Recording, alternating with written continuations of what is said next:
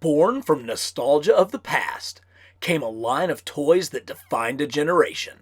This is the story of Marvel's famous covers. Hey y'all, and welcome back to Carbon Scoring, the best place for comics history and action figures. Today, we are celebrating the 25th anniversary of one of my favorite toy lines, ToyBiz's famous covers. Making their debut at the 1997 New York International Toy Fair, the line was clearly targeted for the collector market, many of whom grew up with the Mego figures of the 1970s.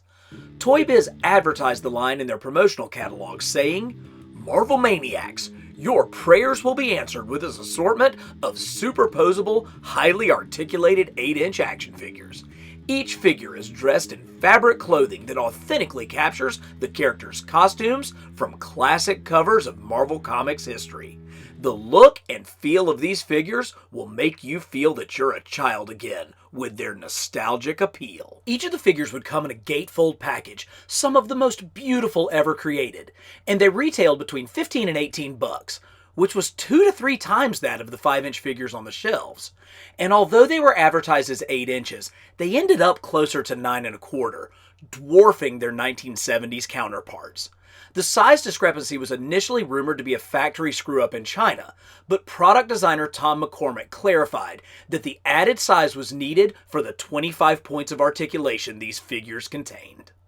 Then they later admitted it was actually a factory screw-up after all. The first series of famous covers featured some heavy hitters and was clearly inspired by Mego's elusive secret identity figures, released in 1974 only at Montgomery Ward department stores, as both Spidey and Wolverine featured removable masks to reveal their alter egos. Let's start with perhaps the most famous cover in all of Marvel's history, Amazing Fantasy 15, the first appearance of Spider-Man, drawn by Jack Kirby and inked by Steve Ditko. And this box really sets the foundation for what we're going to see for the entire line. It's clearly meant to be a much higher end product. You have the gold foil famous covers logo here, as well as gold foil used for the character logo and this logo here. And this is the pattern that we're going to see. You have a large portrait of the character with the cover that this figure is meant to be emulating. And then when you open the gatefold box, the figure itself is encased in this gold foil platform, and here you have a bio of the character as well as a little bit of the story of the comic that it's representing. So this is a spectacular packaging and one we'll see throughout the entire line. But for the figure itself, here is the Amazing Fantasy 15 Spider-Man, and they get a lot of things right and they get a few things wrong. Now, this figure is on the type 1 male body. It's kind of the fit, athletic male body that's used for most of the characters, and we established some of the things that are consistent throughout the line, such as the fist hand on the left and the kind of flat open hand on the right. Now, this figure is, again, meant to represent a specific issue, and so Spidey is in black instead of blue. And he does have really well executed web wings here, and on the back, this spider logo on the back is very reminiscent of the artwork of Steve Ditko from the very first issues. But here at the front, you have a much more modern spider on the chest, and the eyepieces are much more 90s than they are Ditko or Romita in origin. Now, this figure does have the removable mask, and you can see that it was a great effort, but in actual purposes, it just didn't work that well. Let's undo the Velcro backing here so that we can take it off. And here's the Peter Parker head underneath. And other than the fact that he seems to be contemplating something unknown, it's a fairly accurate Peter Parker head sculpt. But you'll see that the idea of the removable masks just wasn't executed as well as I think we would have all liked. The Storm figure has artwork from Dave Cockrum from the cover of X-Men 126, which is a great scene of the new X-Men bursting through the scene. I particularly like the lightning bolt effects on her box art. But this Storm figure is truly one of the most beautiful Storm action figures we have ever received. She begins the pattern of one female figure per wave, which was continued through the first 3 waves. But this is a really, really terrific version of Oro as the goddess that she is. She has these long stockings, but what really sets this apart is this beautiful cape that is split in the back, but attached to her wrists, so it really gives some of that billowing look and captures her, weather goddess nature. Just an absolutely gorgeous figure. Wolverine is featured on the John Byrne drawn cover where Wolvie takes out the entire Hellfire Club, really one of his first single adventures in the story of the X-Men. His figure is on the Type 2 male body. It's a little bit stockier, a little bit bigger through the chest. Now, Wolvie has some really nice touches, like these molded rubber boots and gloves. We'll see the gloves used repeatedly throughout the line. Of course, they made an effort at a removable mask, and this is a soft, rubbery plastic that after 25 years is actually really sticky, and I'm not about to try to take it off because it would absolutely rip and tear if I did.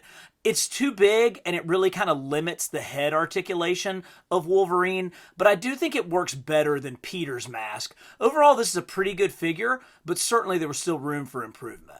For my money, Green Goblin has the most gorgeous package out of the first series. That maniacal portrait, those great pumpkin bombs flying in, and of course, that incredible cover to Amazing Spider-Man 39, where Peter Parker is unmasked by the Green Goblin, which just so happens to be John Romita Sr.'s very first issue on the title. Just a gorgeous package design.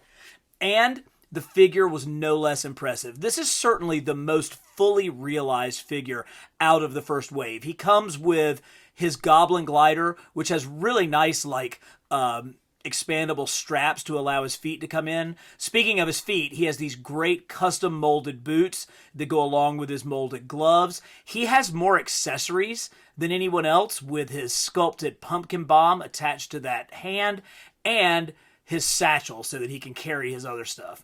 Now, this head sculpt is a little bit more modern.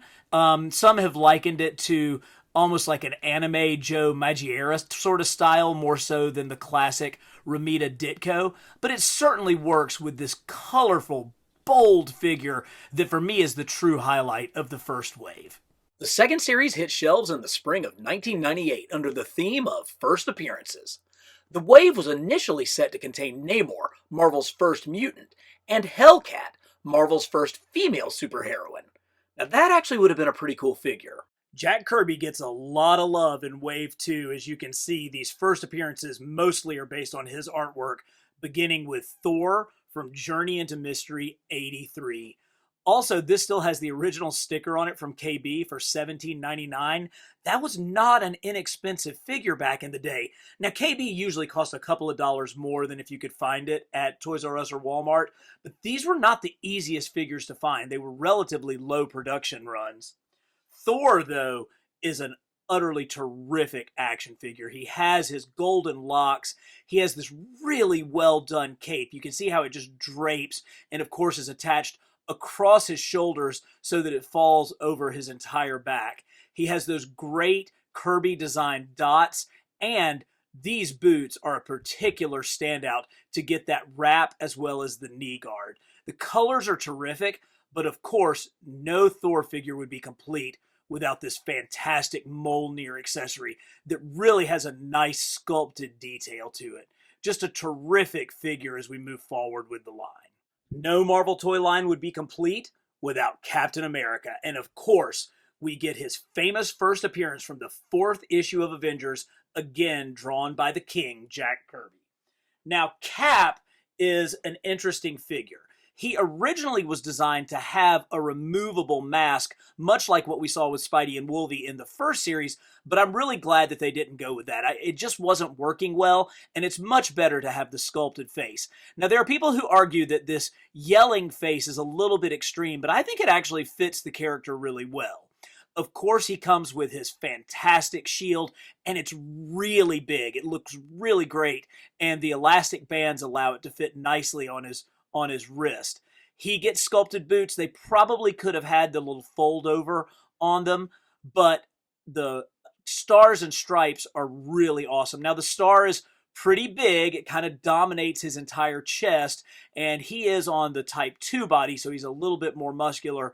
But overall, this is the cap that's going to lead my Avengers team. Continuing the pattern of having a female figure in each wave, we get this jaw-dropping John Byrne cover of Dark Phoenix. And I love the flaming Phoenix coming up around the box art here.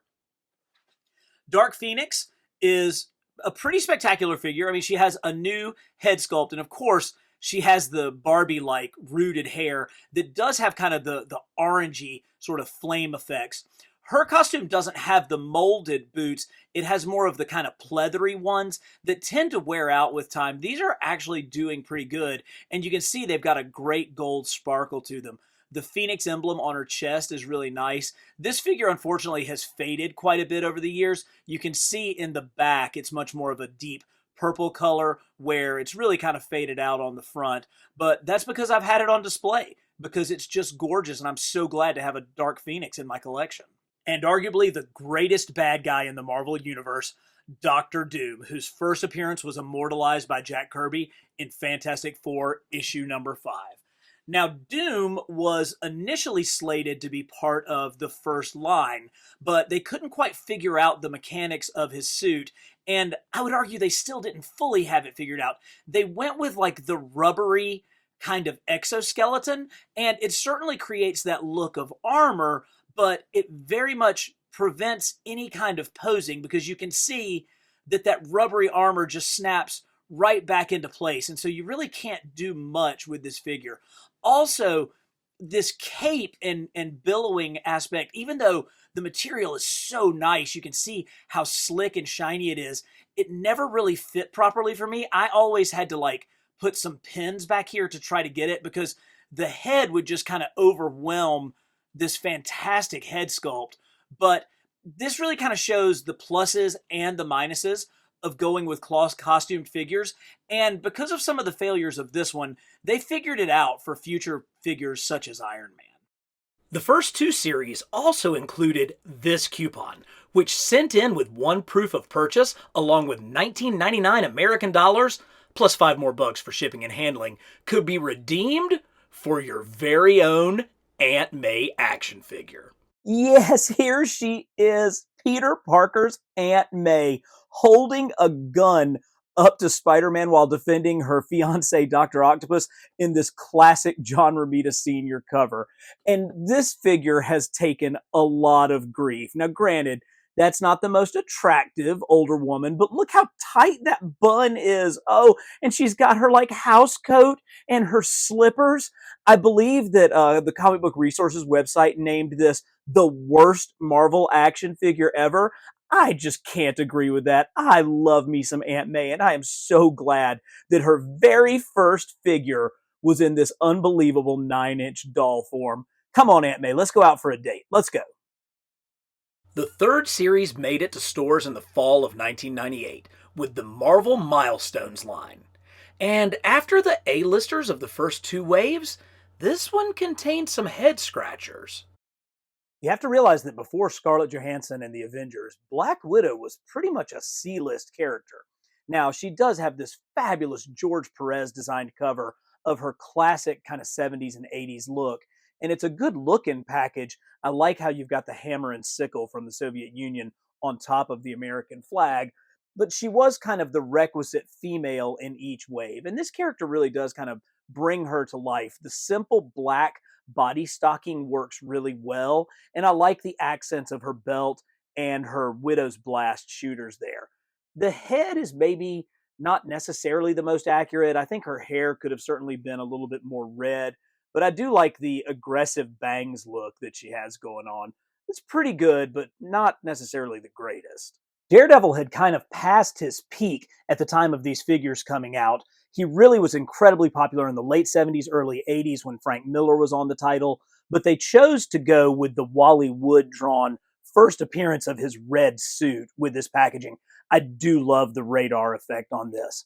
But it's key to remember that the Marvel Knights imprint had just really gotten started with Kevin Smith and Joe Quesada on the title. So DD was kind of an up-and-coming character at the time.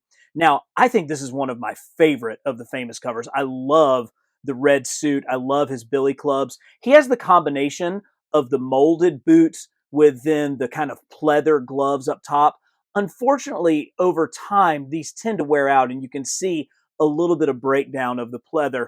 I kind of like the head. I know people say it's a little bit of a pinhead and maybe kind of tall, but I like the expression on it. The one place where this figure obviously has a huge snafu is with the DD symbol being backwards. This is actually the opposite. They're supposed to be the other way. But if you can look past that, I think that this is really a strong Famous Covers figure. Again, not the most popular character, but out of all of the ones in this line, the Falcon makes the most sense to me. And the reason for that is because he was originally included in the Mego figures, the world's greatest superheroes that these were based upon. And he's a really, really well executed figure.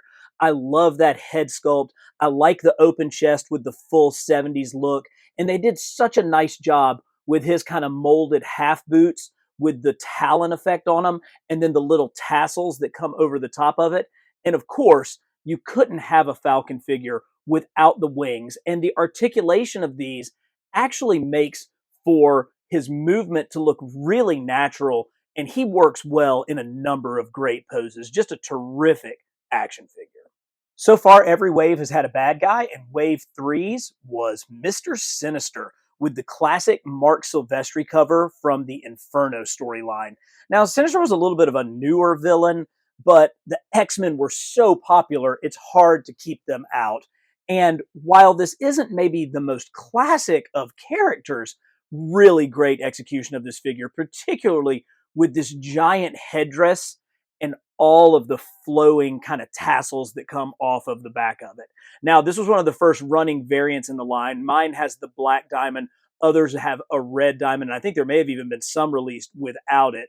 But while this isn't really a character that I wanted, it's certainly a great use of these cloth costumed figures. At this point, the line seemed like a huge success. So much so that 3 different retailer exclusive 2-packs were created, all utilizing parts from existing figures. The Mego Corporation was famous for reusing parts, never more notoriously than with their Falcon figure. Instead of casting new hands in a darker skin tone, they just put Planet of the Apes furry hands on him. Ooh. If you guys think store exclusives are bad now, imagine it back in 1998. These two were Target exclusives and the black suits were KB exclusives. And where I lived, there was only one Target in my entire state. Now, again, this is back when Amazon only sold books and eBay was not the version of it that you knew. And so I was in graduate school when this set came out, and man, I really wanted this classic costume Spider-Man. And so I had an interview for a postgraduate position that was like 4 hours away, and my wife had already said, "We're not going there." And I said, well, you know, I told him I would come, so I drove to the interview. The only reason why I drove to this interview was because I had to go past the town that had the Target store in it. So I stopped on my way. I got the last set of this in the state of South Carolina from that Target, and the interview was terrible, but I didn't care because I got my blue suit Spidey, who came with a classic Ditko villain of Electro. Now, I mentioned that they would reuse parts. This is actually the Thor head sculpt underneath here, underneath this piece, just a bald Thor. But they didn't completely cheap out because they did mold new gloves, or at least new glove accessories for Electro. The KB exclusive black suit is really nice.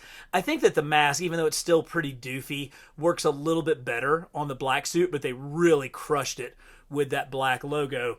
And then, of course, the Julia Carpenter Spider-Woman has that fabulous, gold, red hair. She actually has the same facial sculpt as the Dark Phoenix figure. Now, fun fact about the Fantastic Four, they actually didn't have costumes until issue 3 of their comic. They actually just ran around in street clothes for the first couple of issues. So this celebrates the burgeoning costume of the Fantastic Four. Of course, Mr. Fantastic has gray temples on a Peter Parker head sculpt. And even more shocking, the Sue Storm is the same head as Storm, just repainted. Now, these are great figures, but Pat McCullum, the product designer of the line, teased in a 1999 interview with a Raving Toy Maniac that another 2-pack containing the other 2 members of the Fantastic Four was going to come out, but it never did. The 4th series, dubbed Avengers Assemble, debuted in the winter of 1999, and the lineup was determined by a fan vote on the Raving Toy Maniac website, which was the place for the famous covers collector community. Speaking of the Toy Buzz, if you were on that board back in the day, leave me a comment with your screen name. I was Thwip. It'd be great to see some old friends.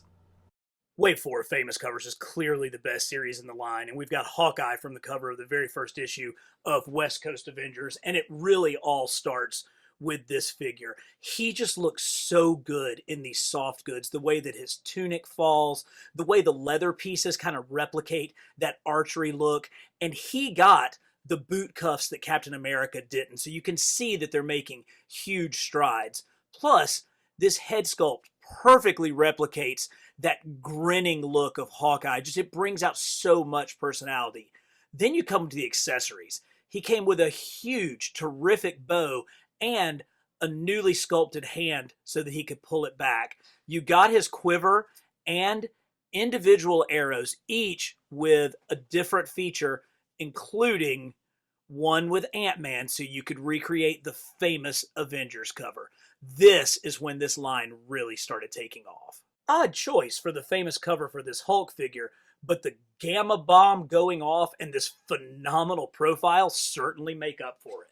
So the Hulk debuted the 3rd body type for famous covers, and it's a much heftier, broader, bigger arms, obviously much bigger hands and feet, and unfortunately, this would be the only time that we saw it. We never got any more figures on this Type 3 body, and that is such an absolute shame. Hulk definitely has his kind of 70s look, and it's a little tough with these figures to kind of get the bare-skinned ones to work, but this one certainly works well enough. It's mostly just the unfulfilled promise that tears at me.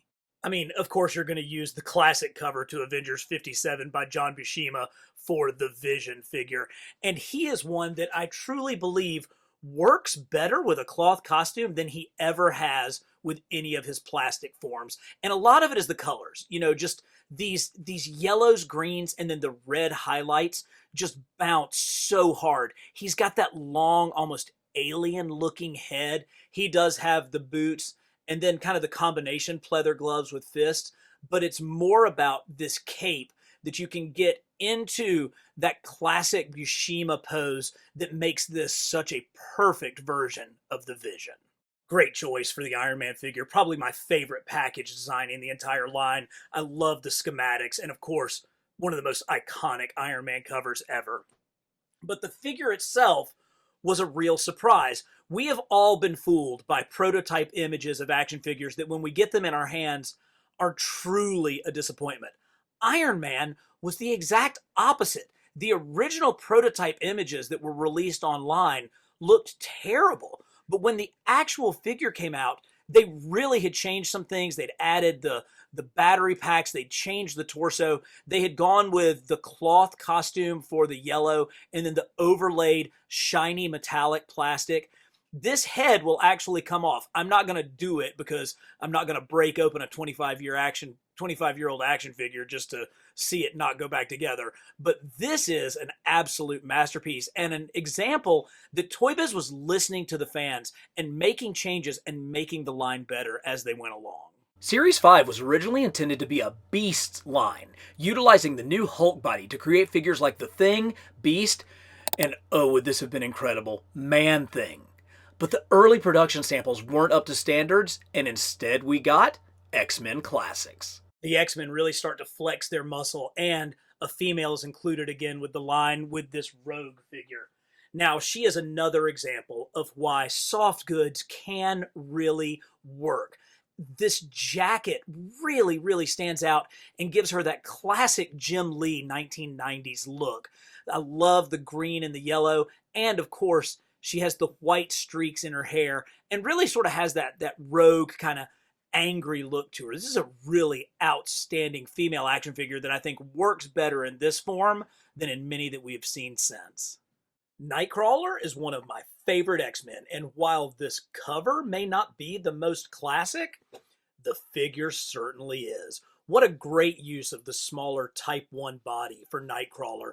Plus, the black jumpsuit with the red panels really does make for an outstanding look and just great contrast.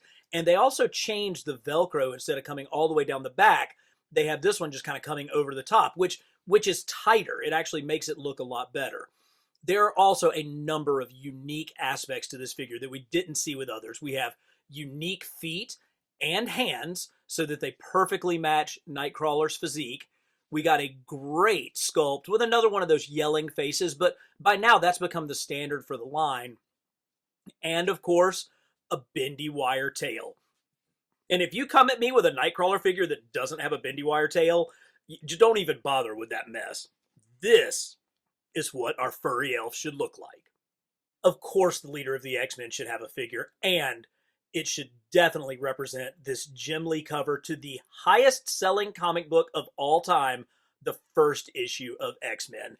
And let me tell you, this figure perfectly captures that Jim Lee look with the kind of side pouches. He's got the boots, he's got the gloves, he has the Y-shaped bandolier crest, and here he is, just like Captain America, yelling orders for all of his fellow X-Men. I love this figure. I love the look of the blue and yellow and how Jim Lee's design kind of called back to the original X-Men figures, but made it such a 90s look. I like the fact that, he's got the hair kind of flowing out. And he's one where, that flat palm hand actually works. So it looks like he's discharging his optic blasts. This is a spectacular Jim Lee version of Cyclops. And if we're getting a definitive Jim Lee Cyclops, we've got to get the Master of Magnetism, the mutant's main bad guy, Magneto. Again, with a variant cover from X-Men issue 1. This one, the one that's on the far right when you put them all together with the look of Magneto. And oh, this is so close to being perfect. It's interesting. It's rumored that when this series was initially planned, that this figure was actually going to be the Punisher, which of course doesn't fit with the theme. Magneto certainly fits so much better, and there's so much to love about this figure. I love the stripes that are on the gloves and the boots. That's just a little touch that really brings out his costume. Particularly, I love the way that this cape is attached all the way around his shoulder piece so that it can fall in front of him or behind him, so you can pose him either way. And of course, you get this great removable helmet and a terrific Magneto head underneath, and it fits on nicely and really works. The only thing keeping this figure from being perfect is the lack of kind of the rivets along this piece here. If you had that, you would have maybe the best Magneto figure ever. Rumors were beginning to spread online that by the 6th wave, Famous Covers was starting to lose steam. But the final line available at retail, The Children of the Atom, showed that ToyBiz wasn't going down without a fight. A little good and a little bad in this final full wave of Famous Covers. Let's start with the good, with Gambit, featuring his first issue of his solo series. And man, this is the thing that cloth costume figures were made for. Just look at how great that trench coat holds up. And the soft goods underneath really bring out all the details of his costume. Particularly, this face sculpt really does look like it came straight off of the artwork of Steve Skroce, who drew this Gambit miniseries. It's a little different than what we saw with the Jim Lee looks, but it's still really terrific. I also want to point out that they had increased and improved the head articulation as they went along in the series. So you can see you can get a little bit more posability out of this. Now, he does have Iron Man's boots, but that's okay. They work pretty well. This is a good looking Gambit figure. The same cannot be said, however, for Jean Grey. I don't remember this book at all, and while she looks gorgeous on the cover, ooh, yikes. That is really, really scary. So just as a basis, her costume doesn't look that great to begin with. And I know that things have faded over time, but that yellow never matched up from her gloves to her tights. These little patches look like they were just tacked on as an afterthought, but it's really the head where everything falls apart. Instead of going with the skin toned plastic for the head sculpt, it's all painted. And so it looks this like pasty, unnatural color. And then I'm not sure what stylist thought that the butt cut look for Jean was going to work. I don't know that I have ever had this figure out on display, and I don't think I ever will. Unfortunately, another miss was our second Wolverine figure. We got the yellow costume in our very first series, and so it's natural to think we would get his brown suit, which was the one that I was first introduced to. Great cover with him fighting Sabretooth, but then this is what we got. I mean, yeah, it's the exact same figure as the yellow one, just with a slightly different costume. It still has the issues with the doofy looking mask because of trying to go for the removable aspect of it and having Logan's head sculpt underneath. But like, those colors are totally wrong. It's like they just kept the yellow instead of the more dark brown.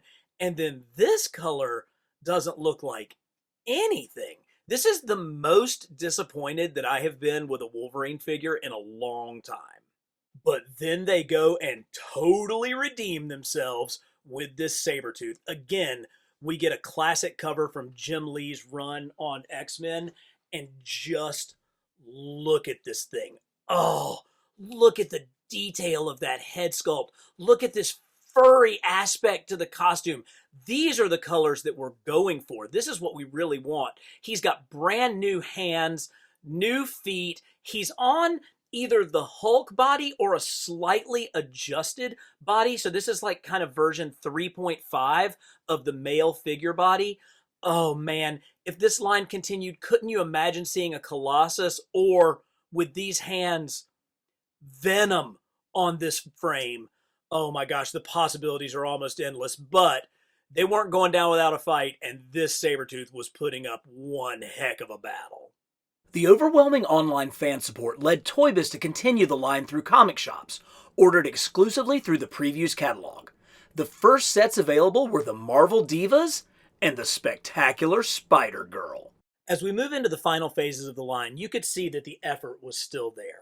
Psylocke is a pretty decent figure. I really like how well they did with the costume, getting all those different straps, her red kind of belt here, and the purple hair is pretty cool. They did really kind of cheap out on the head sculpt though, because this is the same head sculpt from Black Widow, instead of going with a more Asian looking character and giving her a new head sculpt. Where they didn't cheap out though was on this Scarlet Witch figure, which I stand by as being one of the best Scarlet Witch figures we've ever seen. She's in her classic costume from the early days of the Avengers that really didn't change much throughout the rest of her career. Her cape has a velvety texture, so it's like slick on the inside, but then velvety on the outside. And they learned their lesson from some of the issues that they had with hair and went ahead and decided to go with a molded head sculpt here, which I think really makes this figure stand out. She's actually quite pretty with her brand new head. And while some people have argued that that molded head makes her a little difficult to stand, I've really never had any kind of problem with it. And I think that this is honestly still one of the best Scarlet Witch figures we've ever gotten. We did get one final female in the line, and it's one of my all-time favorite characters, Mayday Parker, Spider-Girl. I love this Ben Reilly inspired spider suit, and it just kills me to think about what could have been with the wrist gauntlets to shoot the webs and the split design. But while again she suffers from the dreaded famous cover Spidey mask, this one really comes through, because when I very carefully remove her mask, you get an absolutely phenomenal Mayday Parker head sculpt. Again, only the second female in the line with molded hair, but because of her short hair, it really helps to work with the mask. Just a great looking Mayday Parker figure, and a great way for the females to finish up famous covers. The last gasp of the line Bring on the Bad Guys produced two fabulous figures and a tease of what might have been. If you want to know what regret looks like, it's right here in front of you. Typically, when a line is in its death throes, they just crap out some unwanted product and ship it off to South America or Europe. Not Famous Covers. They actually gave us two of the very best figures in the entire line with their final series, Bring On the Bad Guys. Look at the little boots that Red Skull has and this brilliant, absolutely brilliant, haunting Red Skull head sculpt. And look at the detail with the buttons of his jumpsuit. It's just so great. I love the armband. Of course, they're not going to throw a swastika on there, but he even has like his cravat underneath. This is great, and by itself would be considered one of the finest figures in the line if it weren't for the final figure of Carnage. Now, I've made no, mistakes that I'm not the biggest Carnage fan, but boy, am I a fan of this figure. The highlighted streaks of black across this red jumpsuit, the tendrils flowing all over him, which are there, but they don't disrupt the articulation. And of course, that head sculpt that really brings out all of the nastiness of Carnage. This is one of the absolute best Famous Covers, and they truly saved the best for last, leaving us wondering what could have been. What characters would you have loved to see done in the Famous Cover style? Let me know in the comments. This line inspired numerous copycats, so tell me if you want to see more videos on Mego-like figures. And as always, for the best in comics, history, and action figures, subscribe to Carbon Scoring.